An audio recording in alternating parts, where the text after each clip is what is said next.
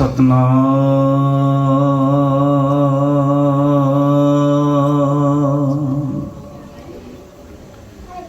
श्री वाहिगुरु साहिब जी।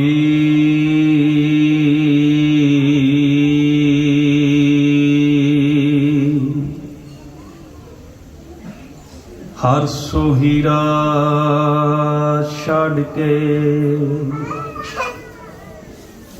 करहे आन की आस,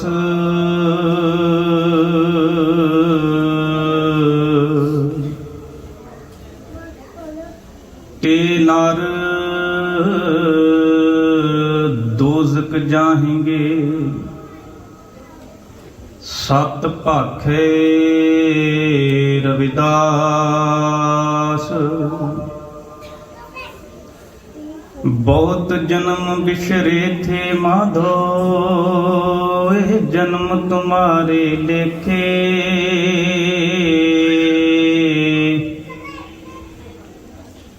कहे रविदास आस लग जीवों, चिर भयो दर्शन देखे। वाहिगुरु साहिब जी मत हुंदी होए आना,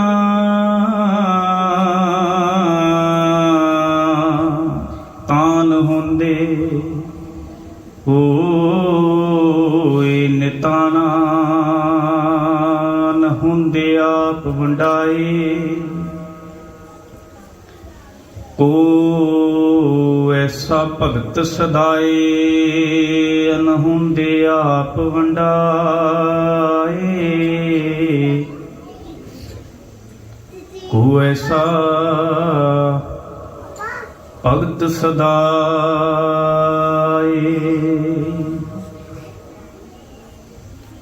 सच्चे पातशाह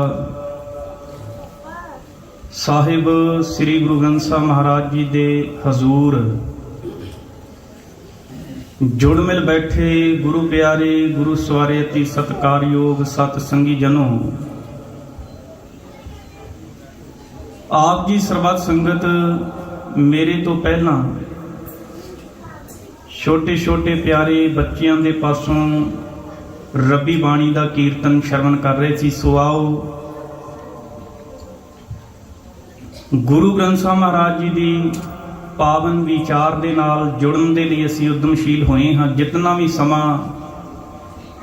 गुरु दरबार दे अंदर असीं बतीत करना है, आपसी निजी गल्लां बातां नूं संकोचदे होए गुरु महाराज जी दी बख्शिश कीती शब्द विचार दे नाल जुड़न दे लई उद्यमशील होइए। विचार अधीन श्लोक भगत कबीर साहब जी की मुबारक रसना तो उचारण किया होया साहिब श्री गुरु ग्रंथ साहिब महाराज जी के पावन अंक 1384 के उपर सुभाएमान है। आओ विचारां की प्रारंभता तो पहला गुरु घर की मान मर्यादा नूं कायम रखते हुए फतेह के नारे नूं बुलंद करिए। गज के आखो जी वाहिगुरू जी का खालसा वाहिगुरू जी की फतेह। साध संगत इस शब्द दे अंदर भगत कबीर साहब जी ने भगत का जीवन साडे सन्मुख रखिया है कि जो रब दे प्यारे हुंदे हन उन्हां दा जीवन कैसा हुंदा है। लड़ीवार श्लोकां दे विचों श्लोक नंबर 128 जिस दे विच कबीर साहब जी भगत दे जीवन दीयां 3 निशानियां दसदे हन। पहली निशानी उन्होंने साडे सन्मुख रखी है। वो कहन लगे भगत दे जीवन दी पहली निशानी, पहली गल, पहली खासियत यह है कि मत होंदी होए इयाणा। मत कहंदे हन अकल नूं। कहंदे भगत दा जीवन देखो कैसा है, उहदे कोल बड़ी बारीक ते लतीफ अकल है, पर एडी वड्डी समझ होने के बावजूद भी कदे वो अपनी मत दा मान नहीं करता। इवें नहीं है ਕਿ ਉਹ 2 4 5 10 ਬੰਦਿਆਂ ਦੇ ਵਿੱਚ ਬੈਠਾ ਹੋਵੇ ਤੇ ਉਹ ਆਪਣੀ ਮੱਤ ਦਾ ਮਾਣ ਕਰਦਾ ਹੈ ਕਿ ਤੁਹਾਡੇ ਸਾਰਿਆਂ ਦੇ ਵਿੱਚੋਂ ਮੈਂ ਹੀ ਸਿਆਣਾ ਹਾਂ, ਤੁਹਾਡੀ ਤੇ ਮੱਤ ਮੇਰੇ ਮੁਕਾਬਲੇ ਕੁਝ ਵੀ ਨਹੀਂ ਹੈ। ਪਹਿਲੀ ਗੱਲ, ਮੱਤ ਹੁੰਦੀ ਹੋਏ ਇਆਣਾ, ਅਕਲ ਹੋਣ ਦੇ ਬਾਵਜੂਦ ਵੀ ਭਗਤ ਅਣਜਾਣ ਬਣ ਕੇ ਰਹਿੰਦਾ ਹੈ, ਆਪਣੀ ਮੱਤ ਦਾ ਮਾਣ ਨਹੀਂ ਕਰਦੇ। ਦੂਸਰੀ ਨਿਸ਼ਾਨੀ ਕਹਿੰਦੇ ਤਾਣ ਹੁੰਦੇ ਹੋਏ ਨਿਤਾਣਾ। ਤਾਣ ਕਹਿੰਦੇ ਹਾਂ ਬਲ ਨੂੰ, ਬਲ ਦਾ ਅਰਥ ਹੁੰਦਾ ਹੈ ਸ਼ਕਤੀ, ਪਾਵਰ। ਦੂਸਰੀ ਨਿਸ਼ਾਨੀ ਇਹ ਹੈ ਕਿ ਜੇਕਰ ਉਹਦੇ ਕੋਲ ਕਿਸੇ ਕਿਸਮ ਦਾ ਤਾਣ ਬਲ ਹੈ, ਉਹ ਬਲ ਹੋਣ ਦੇ ਬਾਵਜੂਦ ਵੀ ਆਪਣੇ ਬਲ ਦੀ, ਆਪਣੀ ਸ਼ਕਤੀ, ਆਪਣੀ ਪਾਵਰ ਦੀ ਦੁਰਵਰਤੋਂ ਨਹੀਂ ਕਰਦੇ। ਉਹ ਪਾਵਰ, ਉਹ ਬਲ, ਤਾਕਤ ਪੈਸੇ ਦੀ ਵੀ ਹੋ ਸਕਦੀ ਹੈ, ਉਹਦੇ ਰੁਤਬੇ ਦੀ ਵੀ ਹੋ ਸਕਦੀ ਹੈ, ਕਿਸੇ ਵੀ ਪ੍ਰਕਾਰ ਦਾ ਕੋਈ ਜ਼ੋਰ। ਉਹ ਕਹਿੰਦੇ ਤਾਣ ਹੋਣ ਦੇ ਬਾਵਜੂਦ ਵੀ ਉਹ ਨਿਤਾਣਾ ਆਮ ਇਨਸਾਨ ਬਣ ਕੇ ਰਹਿੰਦਾ ਹੈ।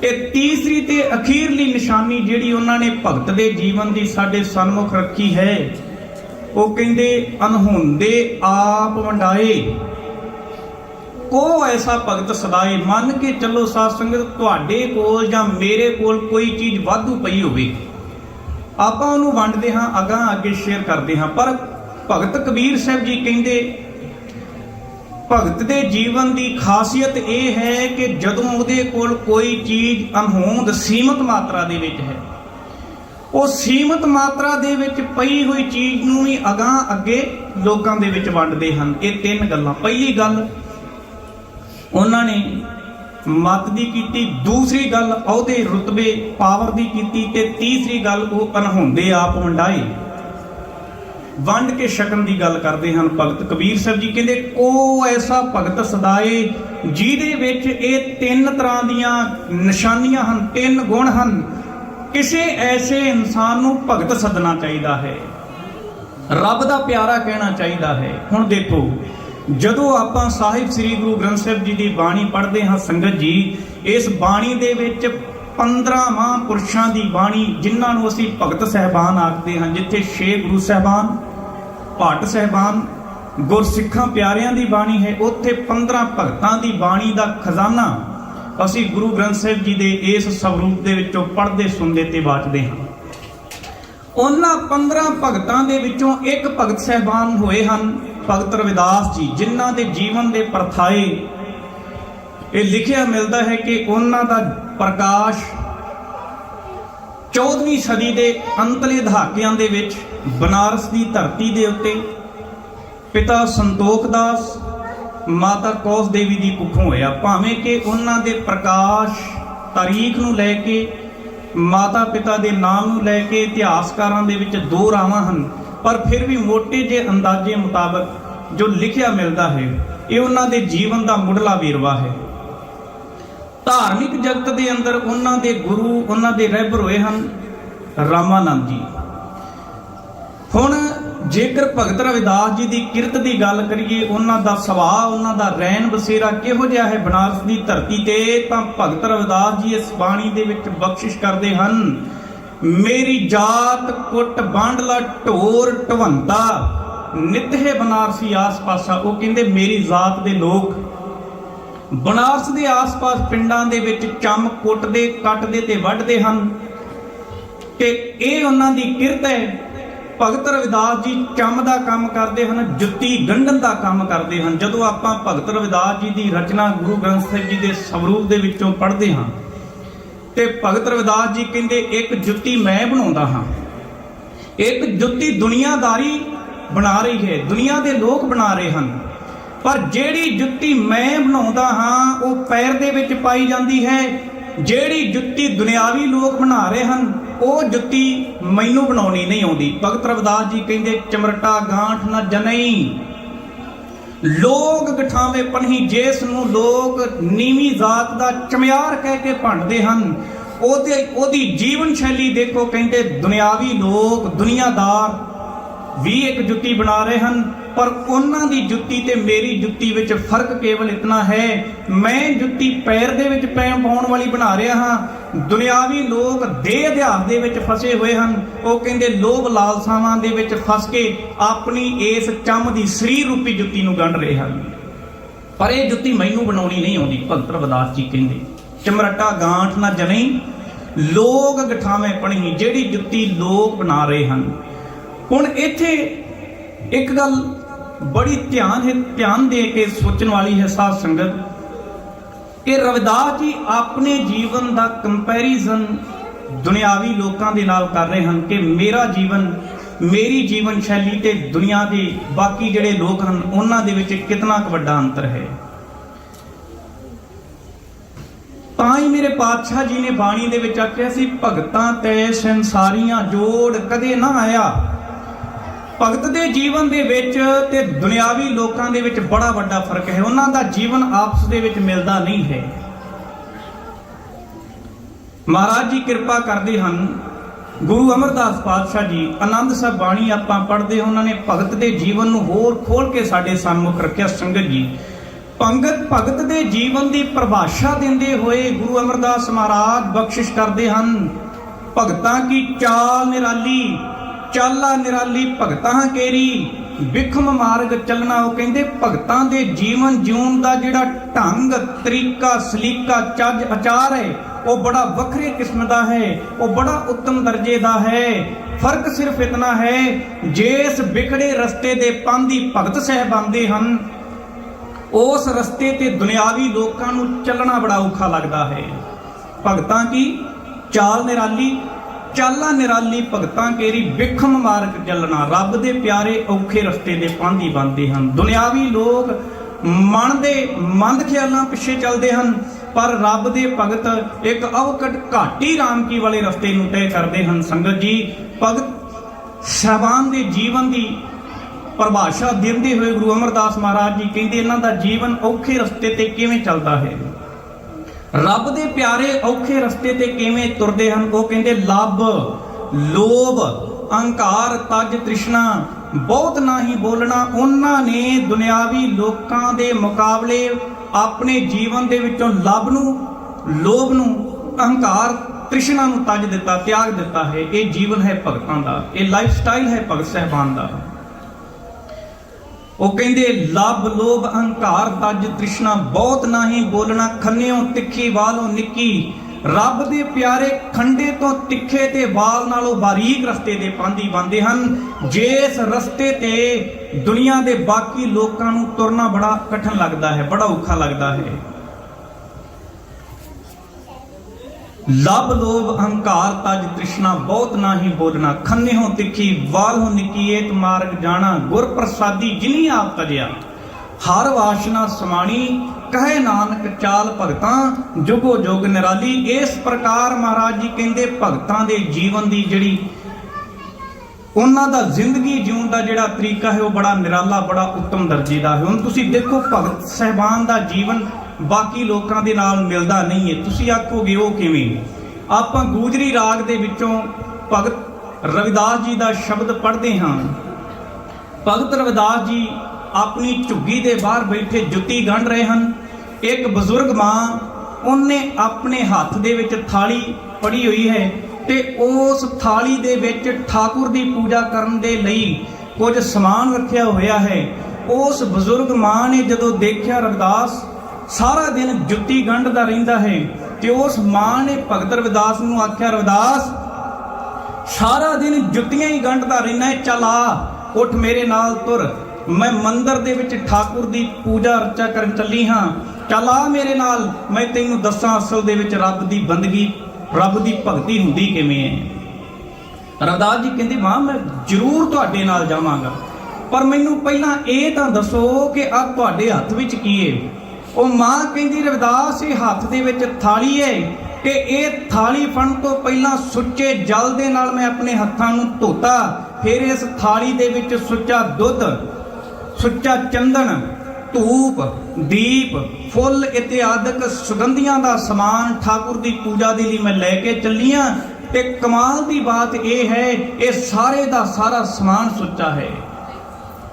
रविदास जी कहन लगे मां तुसी कहंदे हो ये सारा समान सुच्चा है, जिहड़ा समान तुसी उस भगवान की पूजा के लिए लैके चले हो मैनू तो लगता है सारा समान झूठा है। मां ने आख्या रविदास नहीं ये सारा समान सुच्चा है। भगत जी कहंदे नहीं मां आओ मैं तुहानू दसदा हाँ कि ये समान असल दे विच झूठा किवें है जिहड़ा तुसीं उस ठाकुर की पूजा के लिए लैके चले हो।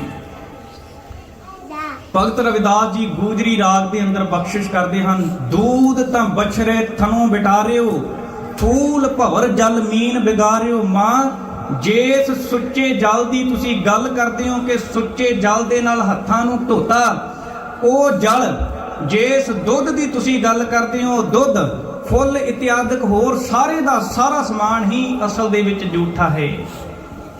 वो कहंदे जदों दुध नूं गां तो चोया जांदा प्राप्त कीता जांदा है ते सब तो पहला बच्चे नूं दुध चंगाया जांदा है। वो बच्चा गां दे थणां नूं मूंह ला के जदों दुध पींदा है तां समझो इस तरह दुध साडे कोल पहुंचण तो पहला झूठा हो गया। दूध तां बछरे थनों बिटारियो फूल भवर ते फुੱਲ ਦੇ ਉੱਤੇ ਆਣ ਕੇ ਜਦੋਂ ਭੌਰੇ ਨੇ ਉਹਦੀ ਸੁਗੰਧੀ ਦੇ ਆਨੰਦ ਨੂੰ ਚਖਿਆ, ਉਹਦੇ ਰਸ ਦਾ ਆਨੰਦ ਮਾਣਿਆ ਤੇ ਫੁੱਲ ਵੀ ਇਸ ਪ੍ਰਕਾਰ ਝੂਠਾ ਹੋ ਗਿਆ। ਜਿਸ ਜਲ ਨੂੰ ਤੁਸੀਂ ਸੁੱਚਾ ਪੈ ਕਹਿੰਦੇ ਹੋ ਮਾਂ ਉਸ ਜਲ ਦੇ ਵਿੱਚ ਮੱਛੀ ਤੇ ਹੋਰ ਇਤਿਆਦਿਕ ਛੋਟੇ ਛੋਟੇ ਜੀਵ ਆਪਣਾ ਮਲ ਮੂਤਰ ਆਪਣੀ ਗੰਦਗੀ ਤਿਆਗਦੇ ਹਨ। ਇਸ ਤਰ੍ਹਾਂ ਜਲ ਵੀ ਝੂਠਾ ਹੋ ਗਿਆ। ਮਾਈ ਗੋਬਿੰਦ ਪੂਜਾ ਕਹਾਂ ਲੈ ਚੜਾਵੋਂ अवर ना फूल अनूप ना पाऊं। हे मेरी मां जे ये सारियां भेटावां मालिक नूं अर्पण करके सुचियां होण करके ओदी पूजा प्रतिष्ठा कीती जाती है ते फिर ये सारियां चीज़ां झूठियां हन, ओदी पूजा ते कीती नहीं जा सकती। इस प्रकार गोबिंद पूजा कहाँ ले चढ़ावों अवर ना फूल अनूप ना पाऊं। कहंदे फुੱਲ इत्यादि जे ये सारियां चीज़ां सुचियां नहीं ते फिर की उस सोहने मालिक नूं पाया नहीं जा सकता। यह सवाल पैदा किया, है सवाल उठाया भगत रविदास जी ने। भगत रविदास जी हुण जदों उस माता दे नाल उस बजुर्ग दे नाल गल करते हैं कि वह मां कहती रविदास ठीक है मन्निया दुध झूठा है, फुੱਲ झूठा हो गया, पानी भी झूठा है, पर मेरे कोल ओदी पूजा करने दे लई चंदन भी है, मेरे कोल धूप दीप ते होर सुगंधियां दा समान भी है, मैं कुछ खाण पीण दे लई मिठे पदार्थ भी लैके चली हाँ, कि ये भी समान झूठा है। भगत रविदास जी कहते बिल्कुल ये भी सारा कुछ झूठा है। मां कहती वो किवें? रविदास जी कहते तुसी चंदन नूं सुच्चा पे कहंदे हो। देखो मैला गरबेरे हैं भुयंगा वेख अमृत बसे एक संगा। कहते सप दे अंदर जहर हुंदा है ते वो जहर उस सप नूं कई बार बड़ा तंग करता है ते सप अपने अंदर दे जहर नूं शांत करन दे लई चंदन दे बूटे नूं लपेटा मारदा है। मैला गरबेरे हैं भुयंगा, भुयंग कहंदे हन सप नूं, मैला गर कहंदे हन चंदन दे बूटे नूं। वो कहंदे जिस चंदन नूं तुसीं सुच्चा पे कहंदे हो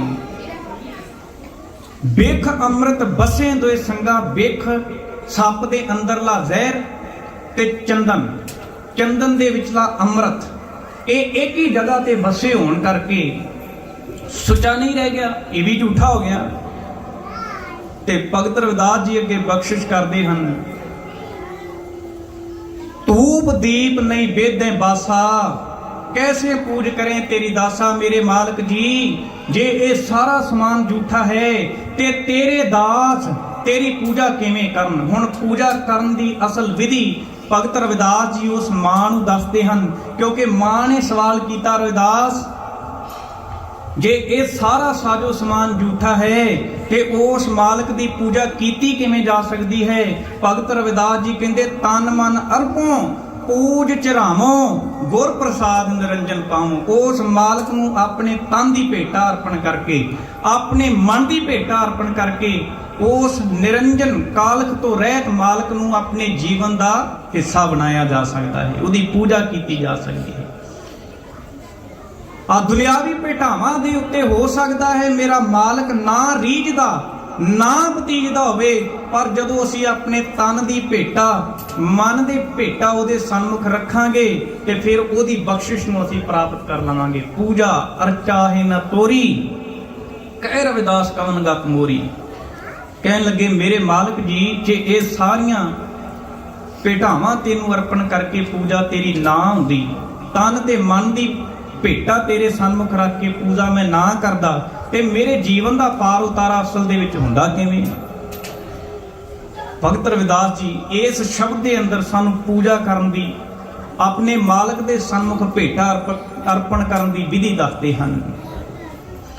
ਗੁਰ ਪ੍ਰਸਾਦ ਨਿਰੰਜਨ ਧਿਆਵੂੰ, ਗੁਰੂ ਦੀ ਕਿਰਪਾ ਦੇ ਨਾਲ। ਇੱਥੇ ਉਹਨਾਂ ਨੇ ਗੁਰੂ ਦੀ ਬਖਸ਼ਿਸ਼ ਦੀ ਗੱਲ ਕੀਤੀ ਹੈ। ਗੁਰੂ ਅਰਜਨ ਸਾਹਿਬ ਮਹਾਰਾਜ ਜੀ ਕਿਰਪਾ ਕਰਦੇ ਹਨ।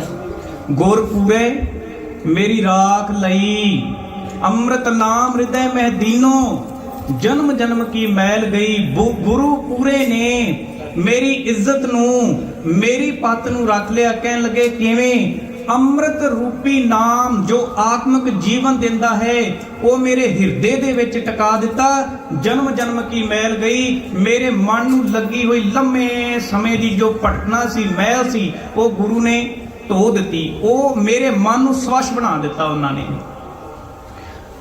ਤਾਂ ਹੀ ਭਗਤ ਰਵਿਦਾਸ ਜੀ ਆਪਣੇ ਮਨ ਦੀ ਮੈਲ ਨੂੰ ਦੂਰ ਕਰਨ ਵਾਸਤੇ ਬਖਸ਼ਿਸ਼ ਕਰਦੇ ਹਨ। ਕਹਿੰਦੇ ਕੂਪ ਭਰਿਓ ਜੈਸੇ ਦਾਦਰਾ। ਕਹਿੰਦੇ ਇੱਕ ਖੂਹ ਹੋਵੇ ਤੇ ਉਸ ਖੂਹ ਦੇ ਵਿੱਚ ਕੁਝ ਡੱਡੂ ਰਹਿੰਦੇ ਹੋਣ। ਕੂਪ ਕਹਿੰਦੇ ਹਨ ਖੂਹ ਨੂੰ, ਦਾਦਰ ਕਹਿੰਦੇ ਹਨ ਡੱਡੂ ਨੂੰ। ਕੂਪ ਭਰਿਓ ਜੈਸੇ ਦਾਦਰਾ, ਇੱਕ ਖੂਹ ਡੱਡੂਆਂ ਦੇ ਨਾਲ ਭਰਿਆ ਹੋਇਆ ਹੈ। ਕਛ ਦੇਸ਼ ਵਿਦੇਸ਼ ਨਾ ਬੂਝ, ਖੂਹ ਦੇ ਵਿੱਚ ਰਹਿਣ ਵਾਲੇ ਡੱਡੂਆਂ ਨੂੰ ਬਾਹਰਲੀ ਦੁਨੀਆ ਦੀ ਕੋਈ ਸਮਝ ਸੋਝੀ ਨਹੀਂ। ਉਹ ਕਹਿੰਦੇ ਐਸੇ ਮੇਰਾ ਮਨ ਵਿਖਿਆ ਬਿਮੋਹਿਆ, ਕਛ ਆਰਾ ਪਾਰ ਨਾ ਸੂਝ। ਮੇਰੇ ਮਾਲਕ ਜੀ, ਜਿਵੇਂ ਖੂਹ ਦੇ ਵਿੱਚ ਰਹਿਣ ਵਾਲੇ ਡੱਡੂਆਂ ਨੂੰ ਬਾਹਰਲੀ ਦੁਨੀਆ ਦੀ ਕੋਈ ਸਮਝ ਸੋਝੀ ਨਹੀਂ ਹੈ, ਮੇਰਾ ਮਨ ਰੂਪੀ ਇਹ ਡੱਡੂ ਮਾਇਆ ਦੇ ਖੂਹ ਦੇ ਵਿੱਚ ਫਸਿਆ ਹੋਇਆ ਹੈ, ਮਾਇਆ ਦੇ ਮੋਹ ਦੇ ਵਿੱਚ ਜਕੜਿਆ ਹੋਇਆ ਹੈ। ਇਹਨੂੰ ਵੀ ਅਸਲ ਜ਼ਿੰਦਗੀ ਦੀ ਸਮਝ ਸੋਝੀ ਕੋਈ ਨਹੀਂ ਹੈ। ਬਹੁਤ ਜਨਮ ਮਿਸ਼ਰੇ ਤੇ ਮਾਧੋ, ਇਹਨੂੰ ਹੀ ਆਖਿਆ ਸੀ ਭਗਤ ਰਵਿਦਾਸ ਜੀ ਨੇ। ਬੜੇ ਲੰਮੇ ਸਮੇਂ ਤੋਂ ਮੈਂ ਤੁਹਾਡੀ ਵਿਚਾਰ ਦੇ ਨਾਲੋਂ ਟੁੱਟਾ ਹੋਇਆ ਸੀ। ਇਹ ਜਨਮ तुम्हारे ਲੇਖੇ, ਮੈਂ ਮੌਜੂਦਾ ਜੀਵਨ ਤੁਹਾਨੂੰ ਸਮਰਪਿਤ ਕਰਨਾ ਚਾਹਣਾ। ਕਹਿ ਰਵਿਦਾਸ ਆਸ ਲਗ ਜੀਵੋਂ, ਚਿਰ ਭਇਓ ਦਰਸ਼ਨ ਦੇਖੇ। ਮੇਰੇ ਮਾਲਕ ਜੀ, ਤੁਹਾਡੇ ਦਰਸ਼ਨ ਦੀਦਾਰ ਕੀਤਿਆਂ ਨੂੰ ਬੜਾ ਲੰਮਾ ਸਮਾਂ ਹੋ ਗਿਆ। ਹੁਣ ਮੈਂ ਇਹ ਜੀਵਨ ਤੁਹਾਨੂੰ ਸਮਰਪਿਤ ਕਰਕੇ ਆਪਣਾ ਜੀਵਨ ਲੇਖੇ ਲਵਾਉਣਾ ਚਾਹਣਾ। ਰਵਿਦਾਸ ਜੀ ਬਨਾਰਸ ਦੀ ਧਰਤੀ ਦੇ ਉੱਤੇ ਆਪਣਾ ਜੀਵਨ ਬਤੀਤ ਕਰਦੇ ਸਨ, ਸਾਧ ਸੰਗਤ। ਤੇ ਉਸ ਵੇਲੇ ਦੀ ਸਮਾਜਿਕ ਵਰਨ ਵੰਡ ਮੁਤਾਬਕ ਭਗਤ ਰਵਿਦਾਸ ਜੀ ਦਾ ਜੀਵਨ ਨੀਚ ਜਾਤ ਦਾ ਕਿਹਾ ਜਾਂਦਾ ਸੀ। ਗੁਰਬਾਣੀ ਨਹੀਂ ਮੰਨਦੀ ਕਿਸੇ ਦੀ ਜਾਤ ਕੋਈ ਉੱਚੀ ਹੈ, ਕਿਸੇ ਦੀ ਜਾਤ ਕੋਈ ਨੀਵੀਂ ਹੈ। ਪਰ ਉਸ ਵੇਲੇ ਦਾ ਜਿਹੜਾ ਸਮਾਜਿਕ ਢਾਂਚਾ ਸੀ, ਉਹਦੇ ਮੁਤਾਬਕ ਭਗਤ ਰਵਿਦਾਸ ਜੀ ਨੂੰ ਨੀਵਾਂ ਕਹਿ ਕੇ ਭੰਡਿਆ ਤੇ ਦੁਰਕਾਰਿਆ ਜਾਂਦਾ ਸੀ। ਭਗਤ ਰਵਿਦਾਸ ਜੀ ਨੇ ਉੱਚੀ ਆਵਾਜ਼ ਦੇ ਵਿੱਚ ਹੋਕਾ ਦੇ ਕੇ ਆਖਿਆ, ਨਾਗਰ ਜਨਾ ਮੇਰੀ ਜਾਤ ਵਿਖਿਆਤ ਚਮਾਰੰ, ਹਿਰਦੇ ਰਾਮ ਗੋਬਿੰਦ ਗੁਣ ਸਾਰੰ। ਅਗਲੀ ਉਦਾਹਰਨ ਜਿਹੜੀ ਉਹਨਾਂ ਨੇ ਦਿੱਤੀ ਬੜੀ ਕਮਾਲ ਦੀ ਸੀ। ਉਦਾਹਰਨ ਭਗਤ ਰਵਿਦਾਸ ਜੀ ਦਿੰਦੇ ਹਨ। ਕਹਿੰਦੇ ਸੁਰਸਰੀ ਸਲਲ ਕ੍ਰਿਤ ਬਾਰਨੀ ਰੇ। ਸੁਰਸਰੀ ਕਹਿੰਦੇ ਹਨ ਗੰਗਾ ਨੂੰ, ਸਲਲ ਕਹਿੰਦੇ ਹਨ ਪਾਣੀ ਨੂੰ। ਉਹ ਕਹਿੰਦੇ ਦੇਖੋ, ਸੁਰਸਰੀ ਸਲਲ ਕ੍ਰਿਤ ਬਾਰਨੀ ਰੇ, ਗੰਗਾ ਦੇ ਪਾਣੀ ਨੂੰ ਬੜਾ ਪਵਿੱਤਰ ਤੇ ਉੱਤਮ ਮੰਨਿਆ ਜਾਂਦਾ ਹੈ। ਜੇ ਕੋਈ ਇਨਸਾਨ 12ਵੀਂ ਸ਼ਰਾਬ ਬਣਾਵੇ, ਕ੍ਰਿਤ ਗੰਗਾ ਦੇ ਪਾਣੀ ਨੂੰ ਲੈ ਕੇ ਸ਼ਰਾਬ ਬਣਾਉਂਦਾ ਹੈ, ਤੇ ਸ਼ਰਾਬ ਤੇ ਸ਼ਰਾਬ ਹੀ ਹੈ ਨਾ, ਨਸ਼ਾ ਤੇ ਨਸ਼ਾ ਹੀ ਹੈ। ਦੁਨੀਆ ਦੇ ਲੋਕੋ, ਤੁਸੀਂ ਮੈਨੂੰ ਨੀਚ ਕਹਿ ਕੇ ਭੰਡਦੇ ਹੋ, ਅਹੰਕਾਰ ਤੇ ਅਹੰਕਾਰ ਹੀ ਹੈ ਨਾ, ਭਾਵੇਂ ਉੱਚੀ ਜਾਤ ਦਾ ਹੀ ਹੈ। ਉਹ ਕਹਿੰਦੇ ਸੁਰਸਰੀ ਸਲਲ ਕ੍ਰਿਤ ਬਾਰੂਨੀ ਰੇ, ਸੰਤ ਜਨ ਕਰਤ ਨਹੀਂ ਪਾਨੰ। ਰੱਬ ਦੇ ਪਿਆਰੇ ਉਸ ਨਸ਼ੇ ਨੂੰ ਜਿਹੜਾ ਭਾਵੇਂ ਗੰਗਾ ਦੇ ਜਲ ਤੋਂ ਹੀ ਬਣਿਆ ਹੋਵੇ, ਉਹਦਾ ਸੇਵਨ ਨਹੀਂ ਕਰਦੇ, ਉਹ ਨਸ਼ੇ ਦੀ ਵਰਤੋਂ ਨਹੀਂ ਕਰਦੇ। ਕਹਿੰਦੇ ਇਸੇ ਤਰ੍ਹਾਂ ਤੁਸੀਂ ਮੈਨੂੰ ਨੀਚ ਜ਼ਾਤ ਦਾ ਕਹਿ ਕੇ ਭੰਡਦੇ ਹੋ। ਪਰ ਇੱਕ ਗੱਲ ਯਾਦ ਰੱਖਿਓ, ਗੰਗਾ ਦੇ ਵਿੱਚ ਜਦੋਂ ਗੰਦਾ ਪਾਣੀ ਜਾਂ ਸ਼ਰਾਬ इत्यादि होर गंदला पानी गंगा दे विच समा जाता है, फिर ओदी हस्ती कोई वखरी नहीं रह जाती। बेशक तुसी मैनू नीच कह के भंडदे हो, पर मेरी सुरत उस अकाल पुरख वाहिगुरू दे नाल जुड़ी हुई है। जिवें गंगा दे विच मिलिया होया गंदा पानी भी पवित्र हो जाता है, बेशक मेरी जात नीवी है, पर उस मालक दे नाल जुड़ के हुण मैं ओदा रूप हो गया हाँ, ते हुण चाह के भी मैनू ओदे नालों वख नहीं कीता जा सकदा। प्रेम की जेवरी बांधियो तेरो जन्म, कह रविदास छूटबो कमन गुण। रविदास तेरे प्रेम रूपी रस्सी दे विच बझा होया है मेरे मालक जी, ते तेरे प्रेम दी रस्सी नालों छुट के मेरा जीवन काहदा जीवन है। भगत रविदास जी कृपा करदे हन, मेरी संगत पोच सोच दिन राती, मेरा कर्म कुटिलता जन्म कुभांती, राम गुसैया जी के जीवना मोहे ना विसारो, मैं जन तेरा। ये अरदास है भगत रविदास साहिब जी। काश किते ये अरदास अज गुरु के सिखा तेनू करनी आ जावे। वो कहंदे मेरी संगत पोच, मेरी संगत बड़ी नीवें दर्जे दी है, सोच दिन राती, ते दुनियावी सोचां सोचदियां होया ही मेरा दिन ते रात दा समा बतीत हो रहा है। मेरा कर्म कुटिलता, कर्म भी बड़ा बिगड़िया होया है, जन्म कुभांती, जन्म भी बड़ा सच दे रस्ते तो खुंझिया होया है। राम गुसैया हे रमे होए वाहिगुरू मेरे मालक जी, मेरी जिंद दे आसरे सच्चे पातशाह अकाल पुरख जी, मोहे ना विसारो मैं जन तेरा, हुण मैनू अपने नालों कदे अलग ना करियो।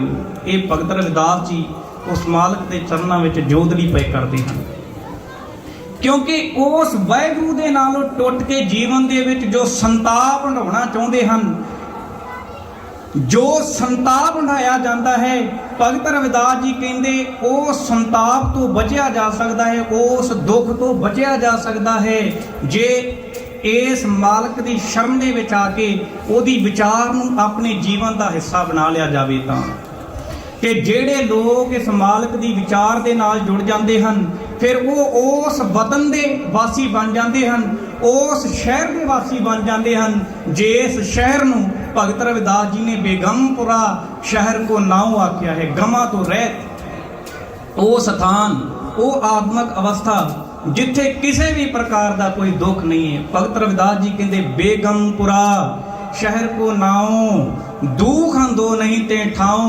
ये अवस्था ऐसी अवस्था है जिस जगह ते अज असी वसदे हाँ, वो शहर ऐसा शहर है जिथे रब जी दे नालों टुट के जो दुख प्राप्त होता है, वो संताप नहीं हटाना पैंदा, वो दुख का सामना नहीं करना पैंदा। क्योंकि भगत रविदास जी ने आख्या आप मोहे खूब वतन गए पाई, उहाँ खैर सदा मेरे भाई।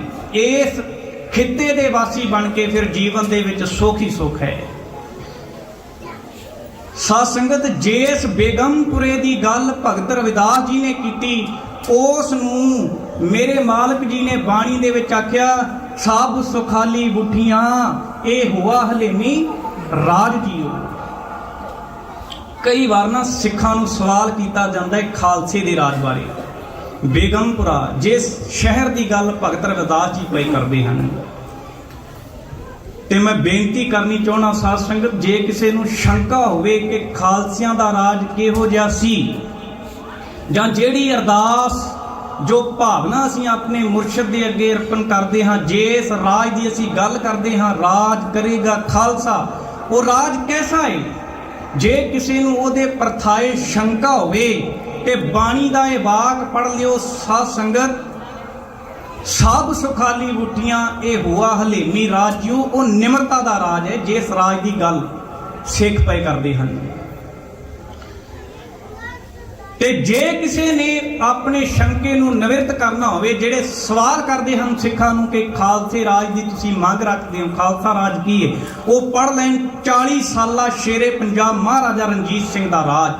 प्रतख मिसाल है दुनियावी राजियां दे सामने खालसे दा जो राज सी, ओहदे नाल दी मिसाल दुनिया दे किसी खिते ते नहीं मिलदी। खालसे दा राज एक ऐसा राज सी जिथे सिखां ने तो खुश होना ही होना, क्योंकि उन्हों का राज सी, उत्थे हिंदू भी खुश, ਉੱਥੇ ਮੁਸਲਮਾਨ ਵੀ ਖੁਸ਼। ਖਾਲਸੇ ਦੇ ਰਾਜ ਦੇ ਵਿੱਚ ਜੇ ਕਿਧਰੇ ਕਾਲ ਪੈਂਦਾ ਹੈ ਤੇ ਮਹਾਰਾਜਾ ਰਣਜੀਤ ਸਿੰਘ ਆਪਣੇ ਸਿਰ ਦੇ ਉੱਤੇ ਅਨਾਜ ਦੀ ਪੰਡ ਚੁੱਕ ਕੇ ਆਪਣੀ ਲੁਕਾਈ ਤੱਕ ਪਹੁੰਚਾਉਂਦੇ ਨੇ ਕਿ ਇਸ ਖਿੱਤੇ ਦਾ ਰਾਜਾ ਹੋਣ ਦੇ ਨਾਤੇ ਇਹ ਮੇਰੀ ਨੈਤਿਕ ਜ਼ਿੰਮੇਵਾਰੀ ਬਣਦੀ ਹੈ ਕਿ ਮੇਰੀ ਪ੍ਰਜਾ ਭੁੱਖੀ ਨਾ ਸੌਵੇ।